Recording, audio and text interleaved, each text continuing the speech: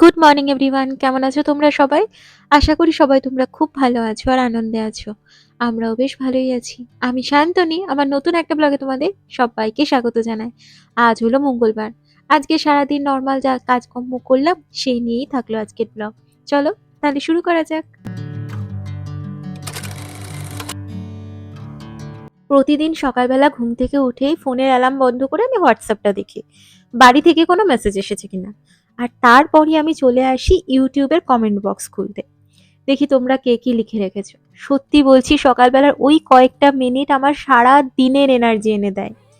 আর luckily আমার comment বক্সটা পুরো ভালোবাসায় ভরে থাকে। আর তোমাদের প্রতিটা মেসেজ পড়ে মনটা আমার একদম ফুরফুরে হয়ে যায়। আমি তো একই কমেন্ট অনেকবার করে পড়ি। সোমনাথকে দেখে বলি, দেখো ওরা আমাকে সত্যি ভালোবাসে। না হলে আমি তো আমার রোজকার জীবনটা মানে রান্না বান্না, খাওয়া দাওয়া, টুকটাক এদিক ওদিক ঘোরা, এই সমস্ত কিছুই দেখায়। আমি খুব একটা জ্ঞানী মানুষও নই, তবু তোমরা আমাকে এতটা আপন করে নিয়েছো। এটা আমি মন থেকে বলছি, সত্যি গ্রেটফুল। তাই আমি কোনোদিনই তোমাদের আমার সাবস্ক্রাইবার এটা বলতে পারবো না, মানে আমার বাঁধবে। আর যেটা আমি মন থেকে বিশ্বাস করি না, আমি সেটা মুখে বলতে পারি না, আমার কেমন যেন আটকায় মুখে বলতে।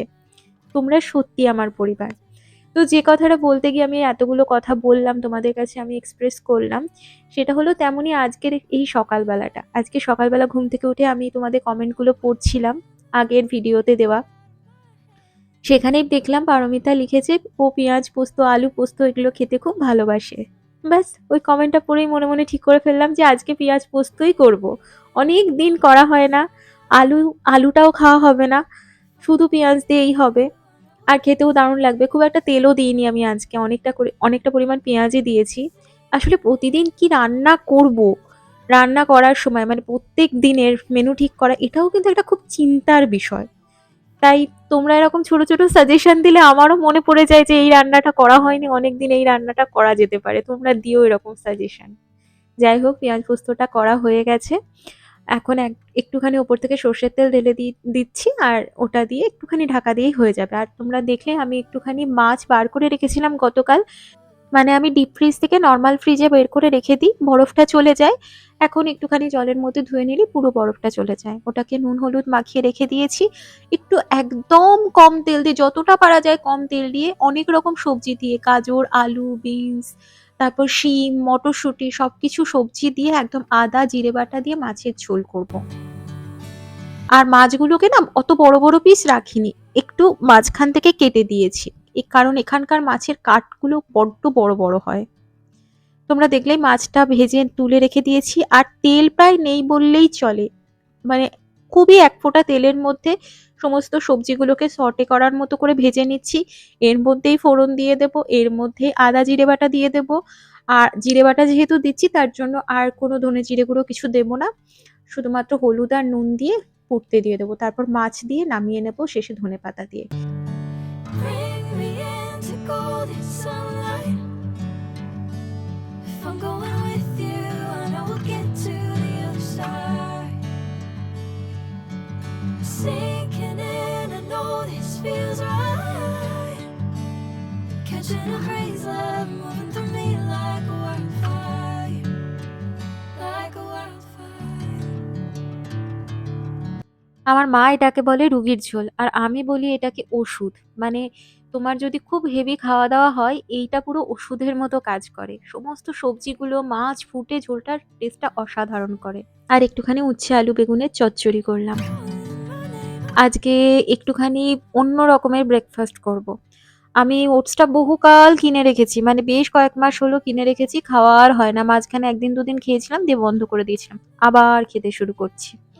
ওটস নিয়েছি, তার মধ্যে একটু কলা দিলাম, একটু মিষ্টির জন্য খেজুর আর একটু কিশমিশ দিলাম, আর দুধ দিলাম। দইটা নেই বলে, দই দিলে হয়তো বেশি ভালো হতো। ওটা পেস্টটা করে নেওয়ানো বা স্মুদি মতো করে নেওয়ার পর তার উপর দিয়ে আমার একটুখানি ক্রাঞ্চিনেস ভালো লাগে, তাই জন্য একটুখানি ফল দিয়ে দিচ্ছি, আপেল। আর তার সাথে একটুখানি ড্রাই ফ্রুটস দিচ্ছি। আমি সকালবেলা আজকে ড্রাই ফ্রুটসটা ওই জন্য খাইনি, এই স্মুদির সাথে মিশিয়ে খাবো বলে ওপর থেকে দিয়ে দেবো।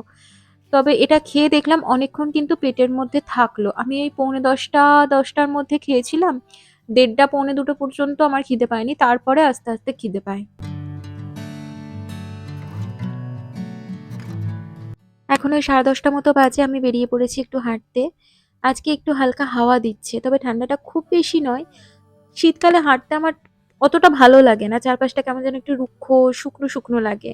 গাছপালার সেই সবুজ ছোঁয়াটা কমে যায়, তাই তবুও আর কি হাঁটাহাঁটি একটু করলে মন ভালো থাকবে, তাই জন্য আমি বেরিয়ে পড়েছি। আর তাছাড়া আমি চাইছি আবার আগের রুটিনে ফিরে আসতে, আগের অ্যাপার্টমেন্টে যেমনভাবে রুটিনে চলতাম। এই অ্যাপার্টমেন্টে আসার পর থেকে সেই রুটিনটাতে এখনো পরিপূর্ণভাবে ফিরে আসা হয়নি। এই দিকটাতে গেলে ডকল্যান্ডসের দিকটাতে যাওয়া হবে। আমি ওই দিকটাতে আর যাচ্ছি না। গোল করে আবার ঘুরে যাচ্ছি। ফ্ল্যাগস্টাফ দিয়ে সেন্ট্রাল হয়ে আমাদের বাড়িতে চলে যাবো আবার। সামনেই রয়েছে এটা ফ্ল্যাগস্টাফ গার্ডেন। দেখো, দেখে বোঝা যাবে গাছের একটা পাতা নেই। পুরো সব গাছপালাগুলো ন্যাড়ামুন্ডি হয়ে বসে আছে। তাও ভাবলাম একটুখানি ফ্ল্যাগস্টাফ গার্ডেনটা একটু হেঁটেই আসি। এসেই যখন পড়েছে, অনেকদিন আসা হয় না। If I'm going with you, I know we'll get to the other side. Sinking in, I know this feels right. Catching a breeze, love moving through me like a wildfire, like a wildfire. এই দিকটাতে তাও যেন একটুখানি সবুজের ছোঁয়া রয়েছে। চোখের মধ্যে সবুজটা দেখতে পেলে ভালো লাগে, আরাম লাগে।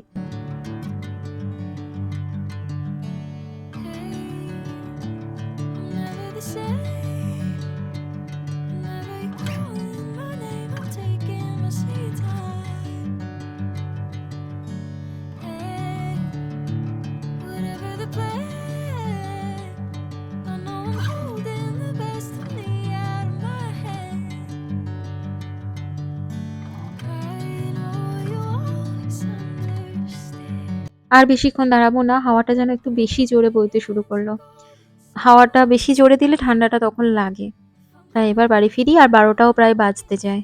এখান থেকে হেঁটেও বেশ খানিকক্ষণ সময় লাগবে, 15 মিনিট মতো। Sinking in, I know this feels right. Catching a breeze, love moving through me like a wildfire, like a wildfire.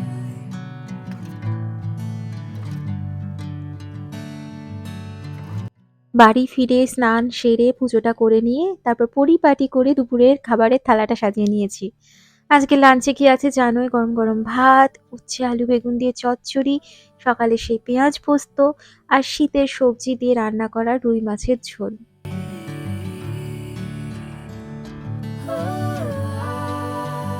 এখন সন্ধেবেলা সোমনাথ অফিস থেকে ফেরার পর দুজনেই একটু বেরিয়ে পড়েছি। আজকে এসেছি টিকে ম্যাক্সে।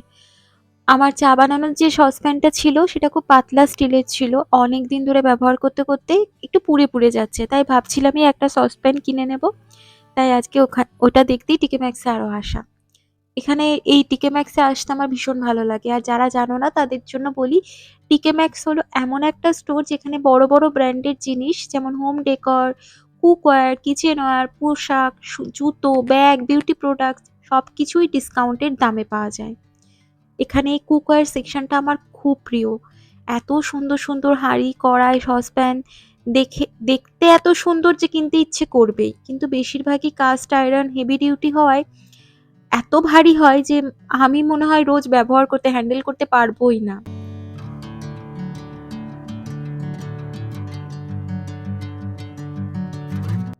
আজকে দেখলাম প্রচুর কফি মাগের কালেকশন এসেছে। এতটা থাকে না, দুটো র্যাক জুড়ে পর পর বিভিন্ন প্রিন্টেড কফি মাগ। আর প্রত্যেকটারই দাম হলো $7.99। Me into golden sunlight. If I'm going with you, I know we'll get to the other side. Sinking in, I know this feels right. Catching a breeze, love moving through me like a wildfire, like a wildfire.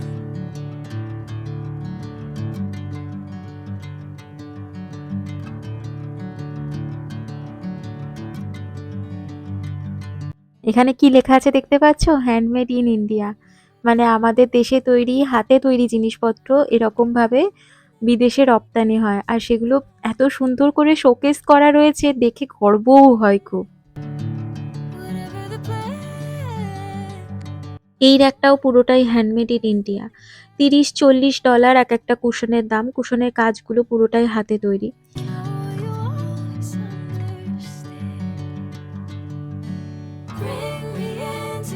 golden sunlight. If I'm going with you, I know we'll get to the other side. Sinking in, I know this feels right.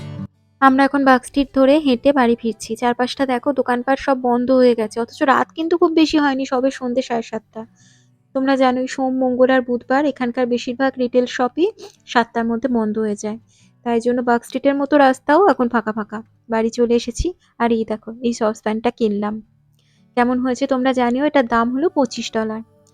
তো চলো, আজকের ভিডিওটা আমি এখানেই শেষ করছি। যদি কিছু ভালো লেগে থাকে, ছেড়ে যাওয়ার আগে অবশ্যই চ্যানেলটা সাবস্ক্রাইব করো, লাইক করো আর কমেন্ট করে আমার পাশে থেকো।